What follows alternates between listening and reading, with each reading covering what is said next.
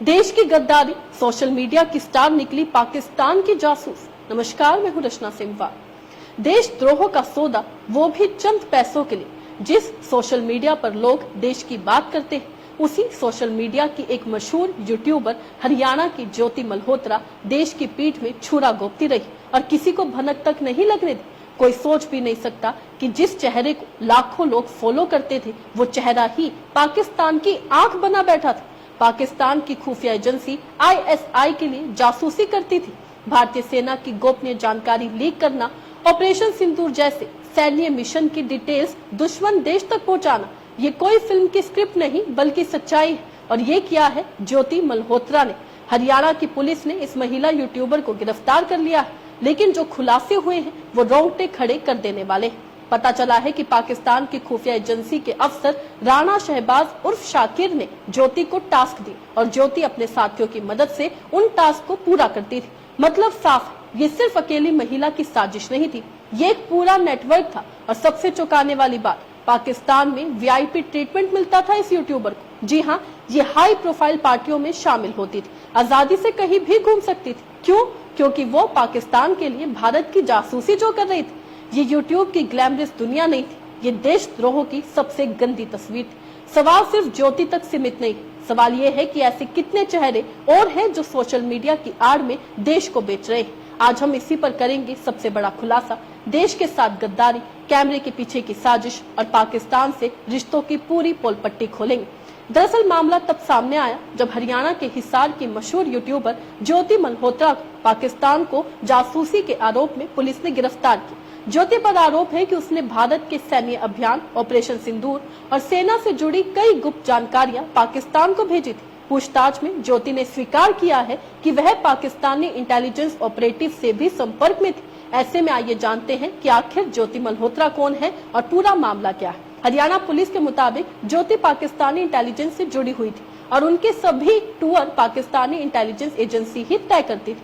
ज्योति से Pakistani intelligence operative में senior अफसर शाकिर उर्फ राणा शहबाज सीधा डील करता था। शाकिर ज्योति मल्होत्रा को टास्क दिया करता था, वहीं ज्योति भारत में अपने साथियों की मदद से उस टास्क को पूरा करती थी। ज्योति के मोबाइल फोन की जांच में पता चला है कि वह एक नंबर पर सबसे ज्यादा बात करती थी। ये नंबर किसी जट रंधावा नाम के व्यक्ति का था। पुलिस ने जब इस व्यक्ति के बारे में पड़ताल की तो पता चला कि ये जट रंधावा कोई और नहीं बल्कि पाकिस्तानी इंटेलिजेंस ऑपरेटिव का सीनियर अफसर शाकिर ही है। DSP हिसार कमलजीत ने बताया कि शाकिर नाम पर संदेह होने की आशंका के चलते ही ज्योति ने उसका नाम जट रंधावा नाम से सेव किया था। ज्योति शाकिर से WhatsApp पर कम, स्नैपचैट और टेलीग्राम पर ज्यादा बात करती थी। इन्हीं दोनों माध्यमों से वह शाकिर को सूचनाएं भी भेजती थी। हिसार पुलिस के मुताबिक ज्योति को शाकिर से मुलाकात पाकिस्तानी दूतावास के एक अधिकारी दानिश ने कराई। दानिश से ज्योति की मुलाकात पहली बार उस समय हुई जब वह पाकिस्तान जाने के लिए वीजा का आवेदन करने गई थी। ज्योति ने पुलिस की पूछताछ में बताया कि दानिश ने एक नजर में ही उसे भाप लिया था और 10 मिनट की ही बातचीत में उसे देश में पाकिस्तान के लिए काम करने को राजी कर लिया था। क्योंकि ज्योति पहले से ही लग्जरी लाइफ की शौकीन थी, इसलिए उसने भी बिना देरी किए इस ऑफर को झटक से मान लिया था। पुलिस के मुताबिक ज्योति ने देश के अलग अलग हिस्सों में सैन्य ठिकानों की निगरानी की और वहां की खुफिया जानकारी इकट्ठी करने की जिम्मेदारी अरमान को दी थी। ज्योति की निशानदेही पर नुहू मेवात की पुलिस ने अरमान को भी अरेस्ट कर लिया। पुलिस ने उसके मोबाइल से ढेर सारी फोटो, वीडियो और अन्य आपत्तिजनक सामग्री बरामद की। इसमें ज्यादातर फोटो और वीडियो गुरुग्राम स्थित आयुध डिपो समेत अन्य संवेदनशील स्थानों से संबंधित है। पुलिस ने अरमान के मोबाइल और लैपटॉप कब्जे में लेकर फोरेंसिक जांच के लिए भेज दिया। हिसार के DSP कमलजीत के मुताबिक ज्योति मल्होत्रा को कोर्ट में पेश कर 5 दिन के कस्टडी रिमांड पर लिया गया। उसके मोबाइल फोन और लैपटॉप को भी कब्जे में लेकर फोरेंसिक लैब भेज दिया गया। पुलिस कोशिश कर रही है कि इसमें से डिलीट किए गए डाटा को भी रिकवर किया जा सके, ताकि पता चल सकेगा कि इसने कौन कौन सी सूचना दुश्मन देश को भेजी। उन्होंने बताया कि ज्योति के फोन और लैपटॉप की प्राथमिक जांच में ही साफ हो गया है कि वह पाकिस्तानी इंटेलिजेंस एजेंसी के लिए काम करती थी। इस संबंध में पुलिस को पर्याप्त सबूत भी मिल गए।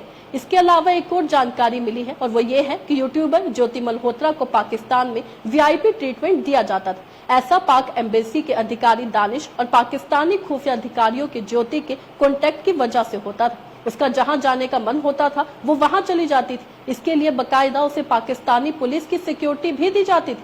वहीं आमतौर पर किसी भारतीय के पाकिस्तान जाने पर पुलिस के स्तर पर उसकी निगरानी की जाती है। वह उन्हीं जगहों पर जा सकता है जिसका जिक्र वीजा में होता है। लेकिन ज्योति पाकिस्तान में हाई प्रोफाइल पार्टियों में भी शामिल होती थी, जहां उसकी मुलाकात पाकिस्तानी खुफिया एजेंसियों के बड़े अधिकारियों से हुई है।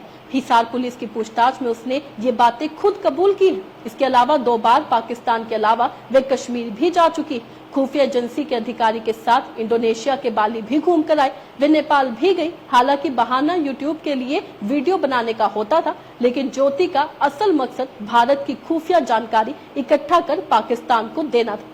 देश की धरती पर बैठकर देश के ही खिलाफ साजिश, ये माफी के लायक नहीं है। जिन जवानों की एक एक सांस देश की हिफाजत में जाती है, उनकी जानकारी बेचने वालों के लिए इस देश में कोई जगह नहीं होनी चाहिए। ज्योति मल्होत्रा तो पकड़ी गई, लेकिन सवाल ये है कि क्या उसके जैसे और भी गद्दार हमारे बीच ही घूम रहे हैं? क्या सोशल मीडिया पर चमकते चेहरे अब हमें शक की नजरों से देखने पड़ेंगे? जो देश को बेच दे वो किसी रिश्ते, किसी धर्म, किसी पहचान के लायक नहीं होते।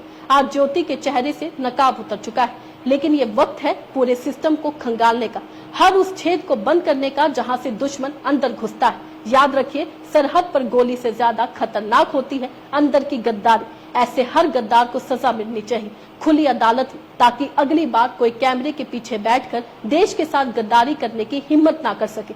यही वक्त है जागने का, सतर्क रहने का और देश से गद्दारी करने वालों को बेनकाब करने का। खैर, इस खबर से आप क्या समझते हैं? अपने राय कमेंट में लिखकर जरूर बताइएगा। इसी तरीके से देश और दुनिया से जुड़ी हर छोटी सी बड़ी अपडेट के लिए FBN यानी फ्रंटलाइन ब्रेकिंग न्यूज के साथ बने रहिएगा। धन्यवाद।